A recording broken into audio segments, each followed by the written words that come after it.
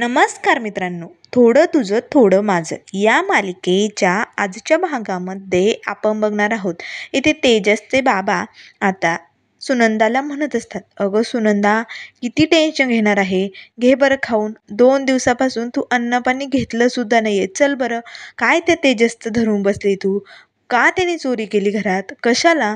आधी तर खूपच आव आणून दाखवला की जणू बाहेरून पैसे आणले आणि घराचं कर्ज मिटवलं. काय गरज होती. आणि हो, आता ते 2 लाख द्यायची वेळ आली असेल म्हणून घरातच चोरी केली. तेव्हा लगेच सुनंदा म्हणू लागते, नाही हो, तेजसने हे सगळं कशासाठी केलं हे आपल्याला जाणून घ्यायला हवं, ते माहीत करायला हवं ना. तेव्हा लगेच तेजसचे बाबा म्हणू लागतात, हो, तुझं पोरगं दरवेळेस काही ना काही चुका करत जाईल आणि तू त्याच्यावरती पांघरून घाल, हो की नाही. तेव्हा लगेच तेजसची आई म्हणू लागते, नाही हो, मी काही पांघरून नाही घालते, पण तेजसने हे मुद्दामहून नाही केलं असेल, असं काहीतरी कारण नक्कीच असेल. तेव्हा लगेच तेजसचे बाबा म्हणू लागतात, आता तर माझा ना त्याच्यावरचा विश्वासच उडालाय. काय दिवे लावतोय हा पोरगा, प्रभूंचं नाक कापलंय या पोराने, मला ना कळतच नाही. त्याच वेळेस आता तेजसची आई म्हणू लागते, अहो, तुमच्यासाठी तुमची तत्त्व जेवढी महत्त्वाची आहे ना, तेवढीच माझ्यासाठी माझ्या मुलाची माया महत्त्वाची, त्यामुळे मी नाही जेवणार. त्याच वेळेस दिनेश आता आईसाठी ताट घेऊन येतो. तेव्हा आता दिनेश म्हणू लागतो, आई, चल बरं पटकन, तू आजारी पडली ना किती, खाऊन घे बरं, चल, तेजस घरी येईल. तेव्हा लगेच आता सुनंदा म्हणू लागते, नाही दिनेश, जोपर्यंत माझा तेजस माझ्या डोळ्यासमोर दिसत नाही तोपर्यंत मी अन्नाचा कणही घेणार नाही. आता मात्र दिनेश त्याचे बाबा सुनंदाकडेच बघू लागतात. तर इकडे जेलमध्ये आता हवालदार साहेब तेजसला येऊन म्हणू लागतात, तेजस प्रभू, तुम्हाला भेटायला कोणीतरी येते. त्याच वेळेस आता तेजसची वहिनी गायत्री तिथे आलेली असते. तेव्हा लगेच आता तेजस म्हणू लागतो, वहिनी, तुम्ही. तेव्हा लगेच आता गायत्री म्हणू लागते, अरे बापरे, प्रभूंचा वारस असा गजाआड, कसं वाटतंय ते, बरोबर नाही वाटत ना. तेव्हा लगेच तेजस म्हणू लागतो, पण हे फासे कधीही उलटे पडू शकतात हा वहिनी. हो, तेव्हा जे काही करायचे ना ते विचार करून करा, शकुनीला लाजवाल असं काही करू नका. तेव्हा लगेच गायत्री म्हणू लागते, पण मला असं बघवत नाही रे तुझ्याकडे, बघ ना कशी अवस्था झाली तुझी, बघ, गजा आड गेलाय तू.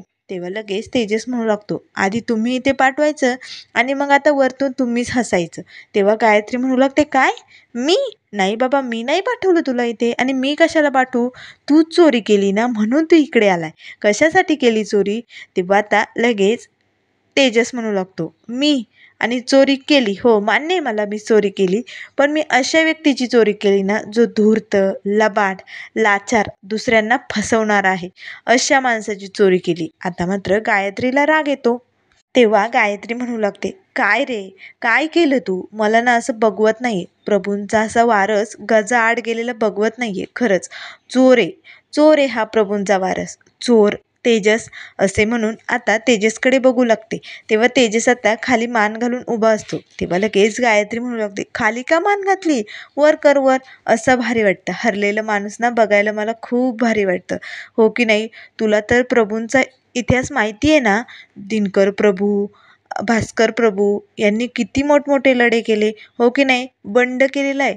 आणि तू तू तेजस प्रभू हा तर चोरीच्या आरोपाखाली गजाआड गेला, कसं वाटतंय ना ते, बरोबर नाही वाटत ना. म्हणूनच मी तुला सोडवायला आले. कसं आहे ना, तुझी आई खूप विनवणी करत होती माझ्याकडे, म्हणून मला ना बघवलंच नाही, म्हटलं चला तेजसला सोडूया, पण त्यासाठी माझी एक अट आहे बरं का, हो की नाही. तेव्हा लगेच गायत्री म्हणू लागते, चल मी तुला लगेच सोडवते, फक्त या प्रॉपर्टीच्या पेपरवरती सह्या करायच्या, ती जागा माझ्या नावावरती करायची.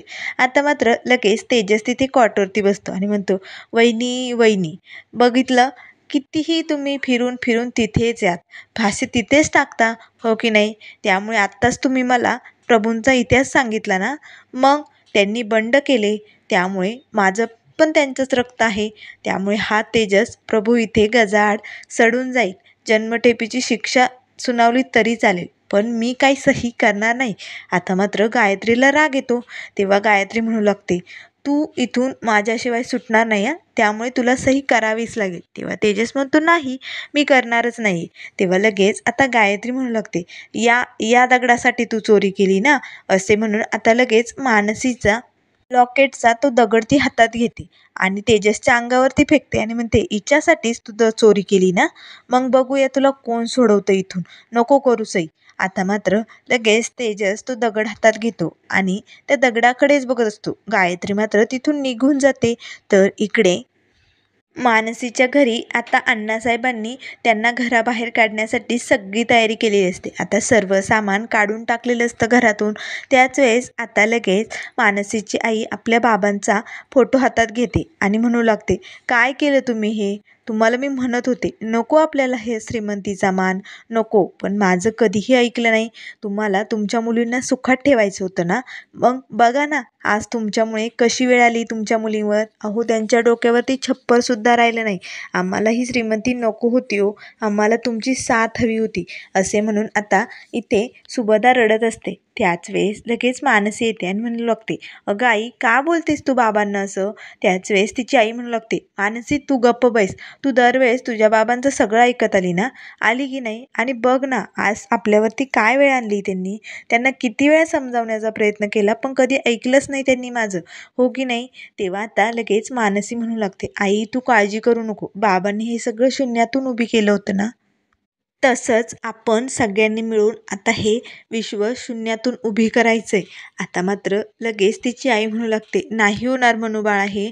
त्याच वेळेस आता मानसी लगेच विठ्ठल रुक्मिणीची मूर्ती असते त्या मूर्तीसमोर येते आणि म्हणू लागते, विठुराया, तू माझ्या बाबांना नेहमी साथ दिलेली. माझे बाबा म्हणायचे, काहीही झालं तरी म्हणायचे, आपले माऊली आहेत ना आपल्याबरोबर, त्यामुळे माझ्या बाबांना जशी तू साथ दिली ना, तशीच विठुराया इथून पुढे तुला आमची साथ द्यायची, असे म्हणून आता लगेच मानसी ती विठुरायाची मूर्ती आपल्या हातात घेते आणि आता लगेच त्या सर्वांनी घर सोडलेलं असतं. आता मात्र घराला टाळं लागलेलं असतं. त्याच वेळेस दीदी जोरजोरात रडू लागते आणि म्हणू लागते, मनुताई, सांग ना गं त्यांना सगळ्यांना, आम्हाला नका घराबाहेर काढू, आम्ही त्यांचे पैसे देऊन टाकू ना, सांग ना सगळ्यांना. त्याच वेळेस आता तिची आई म्हणू लागते, दीदी शांत हो. अगं, एवढे पैसे कुठून आणणार आहोत आपण? नाही होऊ शकत हे, आपल्याला या घरात नाही राहता येणार. तेव्हा मानसी म्हणू लागते, हो दीदी, आता आपणच आपले साथीदार आहोत, त्यामुळे काळजी करू नको, सगळं काही ठीक होईल. त्याच वेळेस नंदू रडत असतो आणि म्हणू लागतो, मानसीताई, तुम्ही माझ्या घरी चला, ऐका माझं. मालकाने एवढं मोठं घर नाही आहे माझं, पण तुम्ही राहताल एवढं छोटंसं घर आहे माझ्याकडे, चला बरं.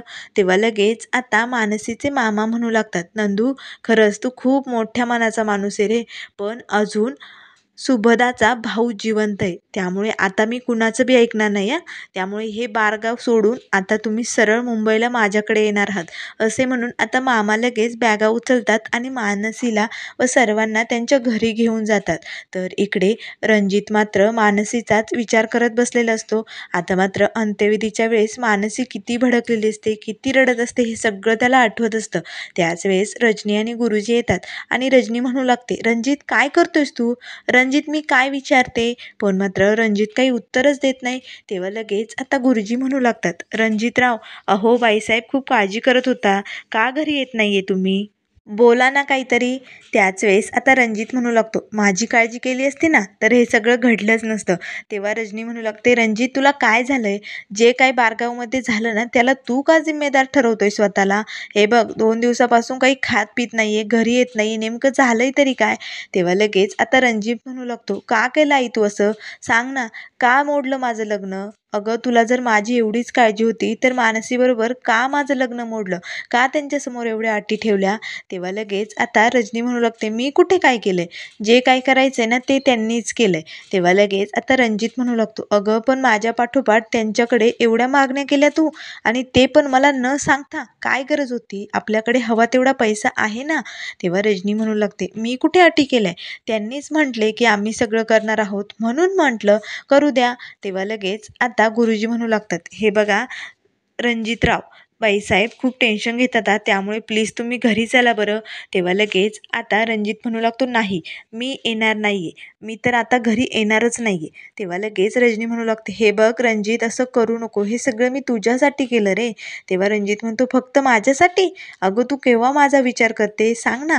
तेव्हा रजनी म्हणू लागते, आता तू विषय काढलाय ना तर सांगते, ती मानसी आपल्या घरची सून झाली असती, पण त्यांनीच नकली दागिने आणले ना, फसवलं त्यांनी आपल्याला. तेव्हा रणजित म्हणू लागतो, अगं अगं तू त्यांच्यावरती तशी वेळ आणली, सगळा लग्नाचा भार त्यांच्यावरती टाकला, एवढे पैसे कुठून आणणार होते ते, म्हणून त्यांनी ते नकली दागिने आणले हो की नाही, हे सगळं तुझ्यामुळे झालंय. तेव्हा रजनी म्हणू लागते, आता तुला खरं खरं सांगतेच, मला ना ते मानसीचं स्थळ पहिल्यापासून आवडतच नव्हतं, ती मुलगीच मला आवडत नाही. अरे जेव्हापासून ती मुलगी तुझ्या आयुष्यात आली ना, तेव्हापासून काही ना काही वाईटच घडतंय, अपशकुनी घडतंय सगळं. तेव्हा लगेच रणजित म्हणू लागतो, तुझं हे शकून अपशकून शुभ अशुभ या सगळ्याचा ना वीट आलाय आई, मला बाद झालं आता तुझं. अगं जेव्हा बाबा वारले ना, तेव्हा लोक तुला काय म्हणाले होते, पांढऱ्या पायाची अपशकुनी, आता हा बिझनेस तोट्यात जाणार, उभा राहूच शकत नाही, आठवतंय तुला. आता मात्र रजनीला सगळं काही आठवू लागतं. तेव्हा रणजित म्हणू लागतो, अगं तुझ्या डोळ्यात ते सगळं दुःख पाहिलंय मी, तरीही तू हा सगळा बिझनेस चालवला, मोठा केला, मलाही मोठं केलं, आणि तरीही आता तू तेच करते. अगं तुला जो त्रास झालाय तो तू दुसऱ्यांना द्यायला बघते का.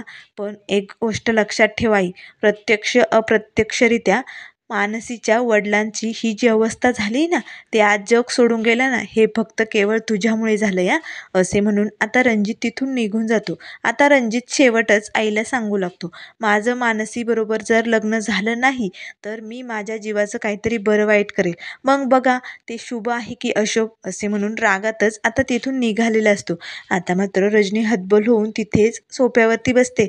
त्याच वेळेस गुरुजी म्हणू लागतात, बाईसाहेब काही अभिषेक करायचा का, काही करायचं आहे का आपल्याला. आता मात्र रजनी म्हणू लागते, नाही नाही, मला खरंच आता जे काही करायचं आहे ना, ते लवकरात लवकर करावं लागेल, असे म्हणून आता रजनी विचार करू लागते. तर इकडे आता मामा मानसी दीदी व तिच्या आईला घेऊन घरी आलेले असतात. त्याच वेळेस मामा दरवाजा वाजवतात. तर आता लगेच मामी दरवाजा उघडते. तेव्हा लगेच आता मामांना बघताच मामी म्हणू लागते, झालं झालं सगळं ना, आता विषय मिटलाय ना, आता पुन्हा तिकडं बारगावला जायचं नाही, चला पटकन. आणि माझा मुलगा कुठे, का त्याला पण तिकडेच सोडून आलात. त्याच वेळेस आता लगेच मानसी दीदी व सुभदा सर्वजणी येतात. आता मात्र मामी तर खूपच भडकते आणि म्हणू लागते, या सगळ्यांना का घेऊन आलायत, थांबा तिथेच, हे बघा तुम्ही सुतकाचं घरात येऊ नका, मी पाणी शिंपडते, असे म्हणून आता लगेच मामी मामांच्या अंगावरती पाणी शिंपडते. आणि मामा आणि त्यांचा मुलगा आतमध्ये येताच मामी जोरदार दिशी मानसीच्या तोंडावरती दरवाजा लावून घेते. आता मात्र मानसी आईकडेच बघू लागते. तेव्हा मामा म्हणत असतात, असं काय करते शोभा, पटकन दरवाजा उघडा. अगं मी त्यांना इकडे घेऊन आलोय, संपतरावांवर कर्ज झालंय, त्यामुळे त्यांचं घरदार वीटभट्टी सगळं गेलंय.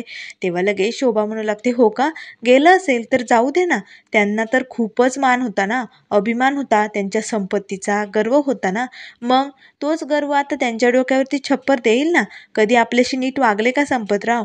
तेव्हा लगेच मामा म्हणू लागतात, हे बघ तू काही उगाच भांडण काढू नको, मी त्यांना आपल्या घरी आणलंय आणि माझी बहीण आणि माझ्या भाच्या आपल्याबरोबर याच घरात राहणार आहे.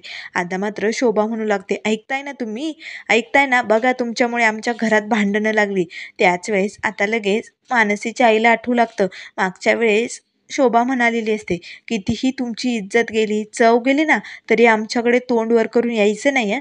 आता मात्र मानसी आपल्या आईकडे बघत असते. त्याच वेळेस मामा म्हणत असतात, शोभा दरवाजा उघड, त्यांना घरात घे. तेव्हा लगेच शोभा म्हणू लागते, नाही, त्यांना म्हणा जा तिकडे बारगावला, तिकडे कुठे सोय होत असली तर तिकडे बघा. मामी काही दरवाजा उघडायला तयार नसते. तर मित्रांनो, पुढील भागामध्ये आपल्याला बघायला मिळेल, इथे तेजसचे आई वडील म्हणत असतात, गायत्री काही कर पण तेजसला सोडव. त्याच वेळेस आता गायत्री म्हणू लागते, माझी अट मान्य करत असेल तर मी लगेच सोडवायला तयार आहे, पण त्याला ती अट मान्यच नाही आहे ना. तर इकडे तेजस म्हणू लागतो, गायत्री वहिनी तुम्ही काही करा, मी प्रॉपर्टीच्या पेपरवरती सही करणार नाही आणि इथून तर मला बाहेर पडायचंच, पण ते कसं, असे म्हणून आता लगेच मानसीच्या त्या वीटभट्टीच्या दगडाकडे आता तेजस बघू लागतो. तर इकडे आता मानसीच्या हातात जे मंगळसूत्र आपल्या बाबांनी दिलेलं असतं ते मंगळसूत्र खाली पडतं. आता मानसी लगेच ते मंगळसूत्र उचलते आणि त्याच्याकडे बघू लागते. आता मात्र मानसी तेजसची जेलमधून कशी सुटका करणार हे आपल्याला लवकरच बघायला मिळेल. त्यामुळे मित्रांनो, अशाच मालिकेंच्या अपडेट पाहण्यासाठी चॅनलला